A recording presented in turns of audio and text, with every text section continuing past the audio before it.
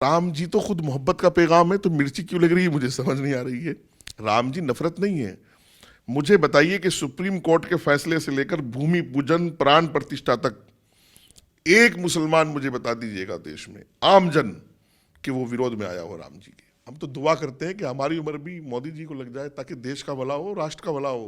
पाकिस्तान, आप पूरी दुनिया में अपनी अकलियत पर, अपनी माइनॉरिटीज पर सबसे ज्यादा जुल्म करने वाला, हजारों मंदिर तोड़े, हजारों चर्च तोड़े, कि भारत के मुसलमान को इस सरकार में बराबरी मिली है, बराबर की हिस्सेदारी मिली है। वो तालीम हो, वो ऐसी साहब जो हैं वो अभी आगरा के पेशेंट हो गए हैं।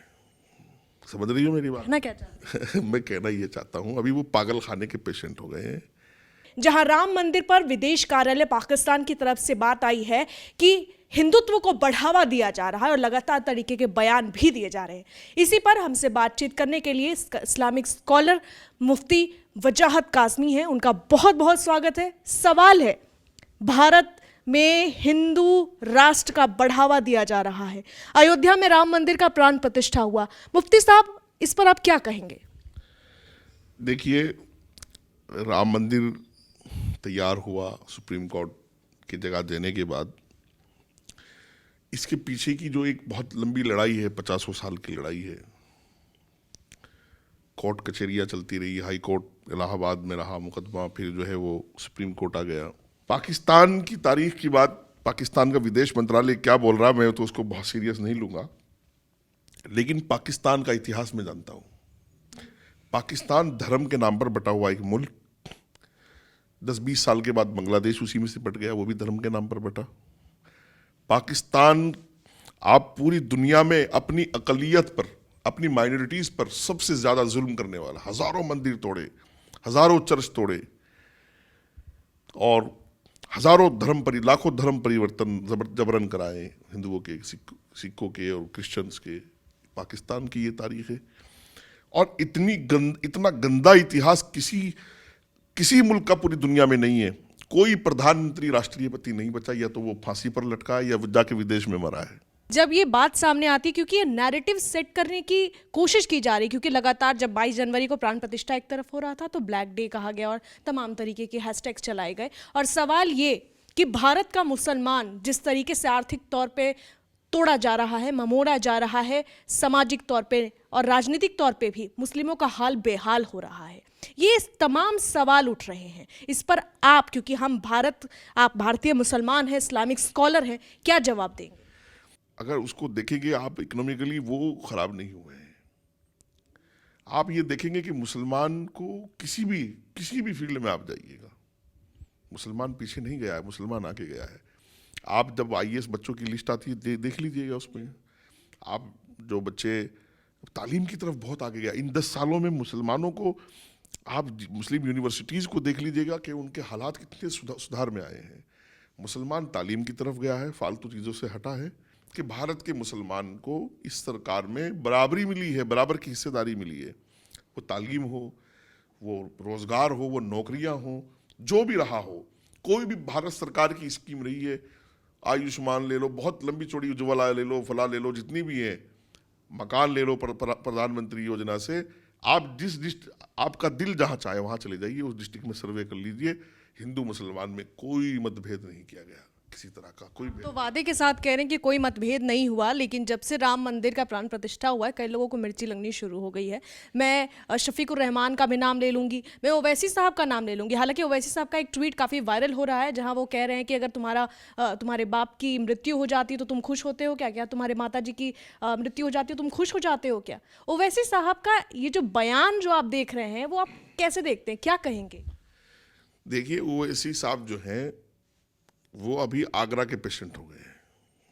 समझ रही हो मेरी बात? कहना क्या चाहते हैं? मैं कहना ये चाहता हूँ अभी वो पागल खाने के पेशेंट हो गए हैं, वो बौखला गए हैं।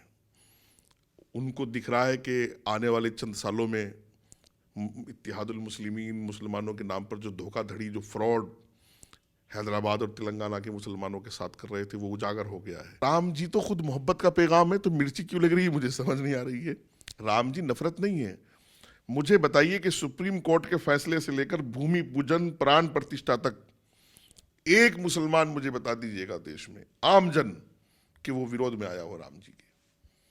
आप कहीं चले जाइएगा, मेरा दावा है कि राम जी से मुसलमान मोहब्बत करता है, हिंदू मोहब्बत करता है, सिख मोहब्बत करता है। मैं कहता हूं वो भारतीय ही नहीं जो राम को नफरत में बांट रहा है। मैं कह रहा हूं ये बात। ओवैसी इनका डीएनए खराब है भाई, इनके बाप दादा उनका, आप निकाल के देखिए। ये तो पाकिस्तान सब हैदराबाद को मिलाना चाहते थे सब लोग, आप इनका इतिहास निकालिए। ये तो वो है कि अभी सरतन से जुदा के नारे लगा रहे थे हैदराबाद में अभी थोड़े दिन पहले, और उदयपुर में जब सरतन से जुदा हुआ, अमरावती में हुआ, तो इन लोगों ने खुशियां मनाई। तो ये तो गुंडा एलिमेंट है सब। और धर्म के नाम पर दुकान चलाने वाले लोगों को परेशानी नहीं होगी? परेशानी होगी। मुस्लिम पर्सनल लॉ को परेशानी है, ओवैसी को परेशानी है। मुस्लिम पर्सनल लॉ बोर्ड को क्यों परेशानी होगी भला? मुस्लिम पर्सनल लॉ बोर्ड ने कहा है कि कोई दिए नहीं जलाएगा, कोई ये नहीं। उन्होंने भी अपने स्टेटमेंट दिया, अगरचे मुसलमान उसको सीरियस नहीं लेता, बेचारों को जानता भी नहीं कौन है। ये भारत मोदी जी का भारत है, नया भारत। यहाँ हिंदू, मुस्लिम, सिख, ईसाई सब तरक्की के रास्ते पर चल पड़े हैं। सब ने देख लिया कि देश तरक्की की तरफ जा रहा है और मोदी जी की क़यादत में जा रहा है। आप ये देखना कि 2024 में पसमानदा मुसलमान भारतीय जनता पार्टी को किस दर्जे का सपोर्ट करेगा। आप भी यही हैं, मैं भी यही हूँ, और 2024 के चुनाव के बाद हम फिर बैठेंगे एक साथ।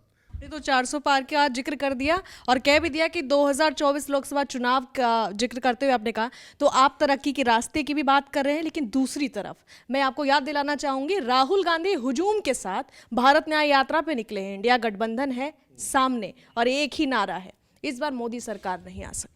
देखिए, यात्रा करने से तो कोई मना नहीं कर सकता। मैं भी यात्रा पे निकल जाऊँ, आप मना करेंगी मुझे? आप निकल जाए तो कोई मना नहीं, देश आज़ाद है। और राहुल गांधी भी मेरे ख्याल से आज़ाद हैं, यात्रा कर सकते हैं, करने दीजिए, कोई दिक्कत नहीं है। और देखो, अब क्या है, लोगों को समझाने की बहुत ज़रूरत नहीं है। पूरी दुनिया को कहता हूँ मैं, हिंदुस्तान वासियों को नहीं, पूरी दुनिया में जहाँ जहाँ भारतीय, वो हिंदू, मुस्लिम, सिख, ईसाई, अकीदत और मोहब्बत से सब राम के सम्मान में डूबे हुए हैं। सब राममय हैं, सब राम में लीन हैं। सबको बधाई है, सबको मुबारकबाद है। और हम लोगों को प्यार बांटना चाहिए, मोहब्बत बांटनी चाहिए। नफरत की दुकान हम नहीं खोलेंगे। हम तो दुआ करते हैं कि हमारी उम्र भी मोदी जी को लग जाए, ताकि देश का भला हो, राष्ट्र का भला हो। हम राष्ट्रवादी मुसलमान हैं, हम राष्ट्रवादी इस्लामिक स्कॉलर हैं। हम ब्लैक डे और ये वाले नहीं हैं। हम वो हैं कि दुनिया के 7 समंदर पार भी जाएंगे तो भारत की मिट्टी जेब में होगी, और वहां भी मरेंगे तो भारत की मिट्टी हमारे कफन पर पड़ी होगी।